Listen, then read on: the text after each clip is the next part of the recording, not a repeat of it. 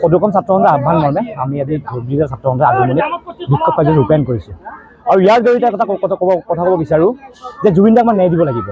আমাৰ প্ৰাণৰ শিল্পী, অসমৰ হীৰা হয়, গতিকে হীৰাক লৈ কোনো ধৰণৰ শাসকীয় হওক বিৰোধী হওক ৰাজনীতি কৰিবলৈ মানা কৰিছোঁ আৰু অতি সোনকালে জুবিনক যি ন্যায় সেই ন্যায় দিব লাগিব। আমি অসম চৰকাৰক বাৰে বাৰে কৈ আছোঁ যে আপোনালোকে হীৰাৰ শিল্পী অসমৰ হীৰাক লৈ আপোনালোকে ৰাজনীতি কৰিব, তাৰ লগতে বিৰোধী দলক আমি সক্ৰিয় দিব বিচাৰোঁ। আমাৰ হীৰাক লৈ কেতিয়া ৰাজনীতি কৰিব।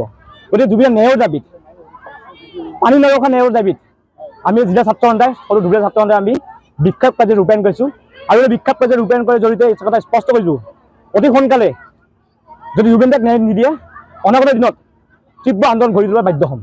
আপোনালোকৰ যি আন্দোলনৰ বিৰোধিতা যদি বিৰোধিতা নহয়, আপোনালোকৰ আন্দোলন যদি সমৰ্থন গভৰ্ণমেণ্টে নকৰে, আন্দোলনৰ বিৰোধিতা নহয়, আমাক ন্যায় লাগে। প্ৰথম কথা ন্যায় দিব লাগিব।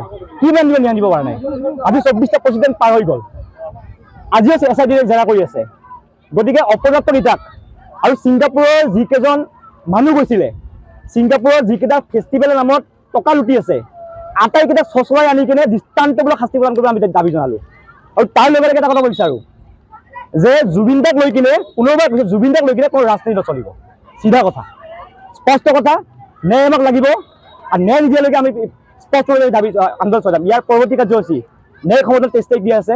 19 তাৰিখে আমি প্ৰত্যেকখন আঞ্চলিকে আমি বন্তি বটলৰ দ্বাৰা আমি জুবিন দাক শ্ৰদ্ধাঞ্জলি জনাম। গতিকে পুনৰবাৰ কৈছোঁ আমাক ন্যায় আমাক লাগিব।